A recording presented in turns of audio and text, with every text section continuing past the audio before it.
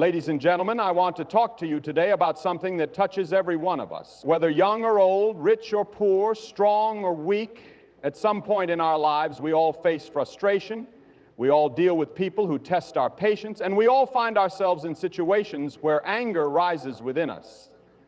And yet we know deep down that anger does not lead to peace, that frustration does not lead to joy, and that resentment does not lead to freedom. But what if I told you there is a way to live above anger?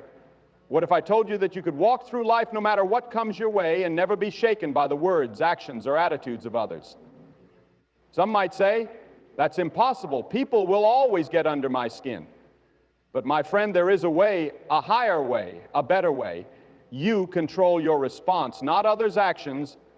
This is a truth that once fully embraced can transform the way you experience life. Too often, people believe that their emotions are dictated by the words and behaviors of those around them. They say, he made me angry, or she ruined my day. But the reality is, no one has the power to control your emotions unless you give it to them. Imagine someone walking up to you and shouting insults. Your natural instinct might be to react, to defend yourself, to respond with equal force. But what if you didn't?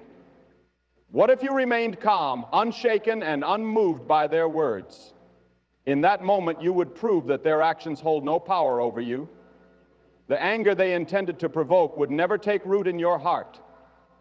The offense they tried to create would find no place to land. They might expect a reaction, but instead they would meet a person who refuses to be controlled by negativity. This principle applies to every area of life. A difficult coworker, an impatient driver, a rude stranger, each of these people has the ability to act in a way that could trigger frustration, but they do not have the ability to make you angry. That power rests in your hands. You get to decide whether to engage in their negativity or rise above it. It's important to understand that emotional control is not about suppressing feelings or pretending that difficulties don't exist. It's about recognizing that your peace is too valuable to be given away to temporary frustrations. When you react in anger, you are allowing external circumstances to dictate your state of mind. But when you choose patience, when you choose to remain steady in the face of adversity, you maintain your inner strength. Many people go through life like a boat tossed in a storm, allowing every harsh word or difficult situation to push them off course. They spend their days reacting rather than choosing how they will feel. But the truth is, emotions do not have to be automatic responses. They can be conscious decisions. You do not have to respond to negativity with negativity. You do not have to let other people's words steal your joy. The key is to recognize that the actions of others belong to them, not to you. Just because someone else is angry does not mean you have to be. Just because someone else is rude does not mean you have to lower yourself to their level. When you make the choice to remain in control of your emotions, you begin to walk in a new kind of freedom. You no longer carry the burden of what others say or do. You no longer allow the moods of other people to dictate your own. Instead, you become the master of your own peace, unmoved by the storms around you.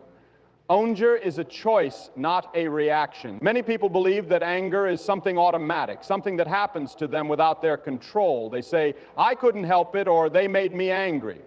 But the truth is, no one can force you to be angry. No situation has the power to dictate your emotions unless you allow it. Anger is not something that happens to you, it is something you choose to engage in. Consider a moment when you felt anger rising within you. Perhaps someone insulted you, disrespected you, or acted in a way that you found offensive. In that moment, there was a small gap between what happened and how you responded. That gap is where your power lies. It is the space where you decide whether to give in to anger or to remain in control. Many people don't recognize this gap because they are used to reacting immediately. But when you pause, even for a second, and realize that you have a choice, you begin to break free from the control of anger. Some might say that anger is a natural response to injustice, disrespect, or frustration. And while it is true that emotions arise in response to life's challenges, you are never obligated to let anger take over. There are people who face great adversity and yet remain calm, collected, and wise in their responses. There are those who have been insulted, mistreated, and even betrayed, yet they refuse to allow anger to rule them. This is because they understand that anger, while powerful, is still a choice. When you give in to anger, you are handing over control to someone else. You are saying, you have the power to determine my emotional state. But when you recognize that anger is something you can choose to reject, you take back that power. You become someone who is not easily shaken, not easily provoked, and not easily drawn into negativity. Anger clouds judgment. It makes people say and do things they later regret. It pushes people into conflicts that could have been avoided. It damages relationships and creates unnecessary suffering. Many times, when a person acts out in anger, they later realize that the situation did not deserve such a strong response. They look back and wish they had remained calm. The key to overcoming anger is awareness. When you feel the heat of frustration rising, take a moment to acknowledge it. Ask yourself, is this worth my peace? Is this worth giving up control? More often than not, the answer will be no. The situation may be unpleasant. The words spoken may be harsh, but they do not have to dictate your response. The ability to remain calm in the face of provocation is a sign of true strength. It is not weakness to refuse anger, it is wisdom. It is the mark of someone who understands that peace is more valuable than a moment of reaction. Holding on to offense gives away your peace. Many people go through life carrying the weight of offenses, hurtful words, and past grievances. They replay conversations in their minds, reliving the moments when someone wronged them. They allow bitterness to settle into their hearts, believing that holding on to the offense somehow gives them power. But in reality, it does the opposite. The more you cling to offense, the more control you give to the person or situation that hurt you. Offense is like a burden that weighs down the heart. The more you carry it, the heavier it becomes. Some people hold on to words spoken years ago, allowing them to shape their emotions, their decisions, and even their relationships. They struggle to find peace because their minds are occupied with resentment. But peace and offense cannot exist together. You cannot hold on to bitterness and expect to walk in freedom. The moment you choose to be offended, you invite frustration, anger, and negativity into your life. Many believe that by holding on to an offense, they are somehow getting justice. They think that if they stay angry, it will punish the person who wronged them. But in reality, the only person suffering is the one carrying the offense. The person who insulted you may not even remember what they said. The person who wronged you may have moved on, while you remain stuck in a cycle of pain. Holding on to offense does not hurt the offender. It only robs you of your own peace. Choosing not to take offense does not mean that what happened was right. It does not mean that disrespectful behavior should be ignored or tolerated, but it does mean that you refuse to let it consume your mind and emotions. You refuse to let someone else's words dictate your mood. You refuse to give them power over your happiness. The most powerful response to offense is not anger or retaliation, it is indifference. When you refuse to be bothered, you take back control. There will always be people who say the wrong thing, act in ways that are inconsiderate, or fail to meet expectations. You cannot control them, but you can control how much space you give them in your heart. Every time you hold on to offense, you allow them to take up residence in your mind. But when you let go, when you choose to move forward without resentment, you reclaim your peace. Letting go of offense is not a one-time decision, it is a habit. Every day presents opportunities to be offended, whether by a rude comment, a careless action, or an unfair situation. But just as offense is a choice, so is peace. The more you practice letting things go, the easier it becomes. Instead of dwelling on negativity, shift your focus to what truly matters. Recognize that your peace is too valuable to be sacrificed over temporary frustrations. The moment you stop allowing offense to take root in your heart, you free yourself from unnecessary burdens and step into a life of greater peace and strength. Silence and patience are greater than retaliation. In a world where people are quick to react, quick to defend themselves, and quick to strike back when wrong, the true power lies in restraint. It is easy to lash out when provoked, to raise your voice when disrespected, or to respond with anger when someone offends you. But the strongest people are not those who react the fastest. They are those who know when to remain silent, when to hold their peace, and when to let patience be their weapon. There is a kind of strength that is found in silence. When someone insults you, they are expecting a reaction. When someone speaks harshly to you, they want to provoke a response. But when you remain calm, when you refuse to engage in their negativity, you take away their power. You show that their words have no control over your emotions. This is not weakness. This is wisdom. A person who cannot be provoked is a person who cannot be controlled. Patience is another form of strength that few people truly understand. It is the ability to endure without frustration, to wait without growing weary, and to remain steady even in the face of adversity. Patience is not just about waiting. It is about maintaining the right attitude while waiting. It is about choosing peace over agitation, choosing composure over irritation, and choosing wisdom over reckless reaction. A patient person does not allow temporary circumstances to dictate their state of mind. Retaliation may feel satisfying in the moment, but it often leads to regret. Harsh words spoken in anger cannot be taken back.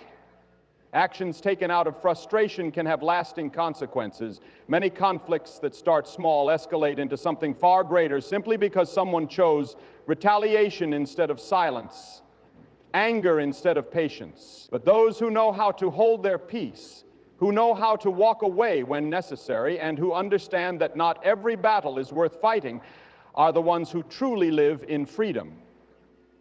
There will always be moments in life when people will test your patience. Someone will say something unkind, do something unfair, or act in a way that is meant to provoke you. In those moments, you have a choice. You can react and escalate the situation, or you can take a step back, breathe, and choose to remain above it. Silence does not mean you are defeated. Patience does not mean you are weak. Instead, they show that you are in control, that you are not ruled by emotions, and that you refuse to be dragged down by the actions of others. A person who masters the art of silence and patience is a person who cannot be shaken. They do not waste energy on meaningless arguments.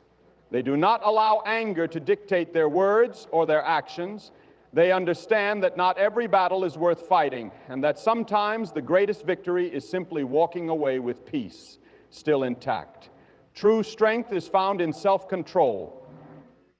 Many people believe that power is in dominance, that strength is in proving oneself, and that control is about making others submit. But real strength is not about overpowering others, it is about mastering oneself. The strongest person is not the one who shouts the loudest or fights the hardest, but the one who remains calm in the storm, who does not let emotions dictate actions, and who refuses to be ruled by anger or frustration. Self-retreat is a discipline, and like any discipline, it requires practice. It is easy to let emotions take over, to react without thinking, to say things in the heat of the moment, but it takes true strength to pause, to think before responding, and to choose wisdom over impulse. Many people regret words spoken in anger, decisions made out of frustration, and actions taken in the heat of the moment. But those who have learned self-control do not live with those regrets because they know how to govern themselves. There is great power in restraint. When someone insults you, they are testing your control. When a situation becomes frustrating, it is an opportunity to demonstrate composure. People who lack self-control are easily manipulated because they react without thinking. But those who have trained themselves to remain calm cannot be provoked so easily. They know that not every situation requires a response, not every insult deserves an answer, and not every battle is worth fighting. Self-control is not just about managing anger. It extends to every area of life. It is the ability to stay disciplined in your thoughts, to resist temptations that lead to destruction, and to remain focused on what truly matters. A person with self-control does not allow negative emotions to dictate their day. They do not waste energy on things that do not serve them. They recognize that every reaction is a choice, and they choose peace over chaos, wisdom over impulse, and patience over frustration. Many people believe they cannot help how they feel, that emotions come and go as they please, and that there is no control over them. But emotions are not meant to control you. You are meant to control them. Feelings may arise, but they do not have to dictate your actions. The more you practice self-control, the easier it becomes to resist the urge to react impulsively, to stay focused on what truly matters, and to live with a sense of inner peace that is not easily shaken. People who lack self-control find themselves in unnecessary conflicts, saying things they later regret, and making decisions they wish they could undo. But those who have trained themselves in discipline remain steady, even when tested. They do not allow the words of others to dictate their emotions. They do not let temporary frustrations ruin their peace. They understand that true power is not in controlling others, but in mastering themselves, and that is what sets them apart from the rest. Forgiveness frees you from anger. Many people carry the weight of resentment, allowing past wrongs to dictate their emotions and control their peace. They hold on to offenses, replaying them in their minds, feeding the anger that keeps them bound. But the truth is, unforgiveness does not punish the person who wronged you. It punishes you. The burden of carrying resentment is heavy, and the only way to lighten that load is through forgiveness. Forgiveness is not about excusing what someone did. It is not about pretending the hurt did not happen or acting as if the offense was justified. It is about refusing to let that offense control your mind and emotions. When you forgive, you are not saying that the person was right. You are saying that their actions will no longer have power over you. You are making a choice to release the anger that has been keeping you in bondage. Many people do not realize that holding on to resentment is like drinking poison and expecting the other person to suffer. The only person truly harmed by unforgiveness is the one holding on to it. People often say, "I will forgive" when they apologize, but waiting for an apology gives the other person control over your peace. Some people will never apologize. Some will not even realize they hurt you. Others may not care, but when you choose to forgive, regardless of whether they acknowledge their wrongdoing, you take back your power. You decide that your joy is too valuable to be held hostage by someone else's actions. Forgiveness is not for them, it is for you. It is a gift you give yourself so that you no longer have to carry the weight of what happened. Many think that forgiveness is a feeling, but it is not. It is a decision. If you wait until you feel like forgiving, you may never do it. Emotions will tell you to hold on to the pain, to seek revenge, to make them suffer like you did. But true freedom comes when you rise above those emotions and choose to let go. You may not feel it right away, but the more you walk in forgiveness, the more peace will fill your heart. There will always be opportunities to be offended. People will say and do things that hurt you. Some offenses will be small, while others will cut deep. But every time you forgive, you refuse to let that offense take root in your heart. Forgiveness does not mean that you allow people to continue hurting you. It does not mean that you tolerate mistreatment. It simply means that you release the anger, the bitterness, and the desire for revenge so that you can move forward without carrying the weight of the past. Letting go of anger does not happen overnight. It is a daily decision to release the pain instead of dwelling on it. It is choosing to replace resentment with peace, bitterness with love, and hurt with healing. The more you forgive, the freer you become and the lighter your heart will feel. Gratitude transforms your perspective. When you focus on what you lack, on what has gone wrong, or on the people who have mistreated you, it is easy to become bitter, angry, and frustrated. But when you shift your focus to what you have, to the blessings in your life, to the things that are good, something incredible happens. You find peace. Gratitude is not about denying that challenges exist. It is about choosing to see beyond them. It is about recognizing that even in difficult times there is something to be thankful for. Many people live in a constant state of frustration because they dwell on what is missing. They look at others and see what they have, and in comparison, they feel cheated. They replay past hurts and feel justified in their resentment. But gratitude changes that. When you choose to see the good in your life, when you recognize the small blessings that others overlook, your heart becomes lighter. You no longer feel the need to compete, to complain, or to hold on to anger. Instead, you begin to see life differently. Gratitude does not come naturally. It must be cultivated. The mind is wired to focus on problems, to dwell on what is wrong. That is why some people, no matter how much they have, are never satisfied. They could have everything they once prayed for, yet still feel empty. But those who train themselves to be grateful find joy even in the smallest things. They see the beauty in the ordinary, the blessings in the simple, and the goodness that others take for granted. It is impossible to remain angry and grateful at the same time. The two cannot coexist. When you focus on gratitude, anger loses its grip. The more you train your mind to be thankful, the less room there is for bitterness, for frustration, for resentment. The same situation that once upset you no longer has the same effect because your perspective has changed. Instead of dwelling on what went wrong, you focus on what is still right. Instead of replaying past offenses, you acknowledge the lessons learned. Gratitude shifts your focus from pain to peace, from frustration to fulfillment. People who practice gratitude do not allow circumstances to dictate their emotions. They are not easily shaken by what others say or do. They have trained themselves to see the good, to appreciate the present, and to move forward without being weighed down by negativity.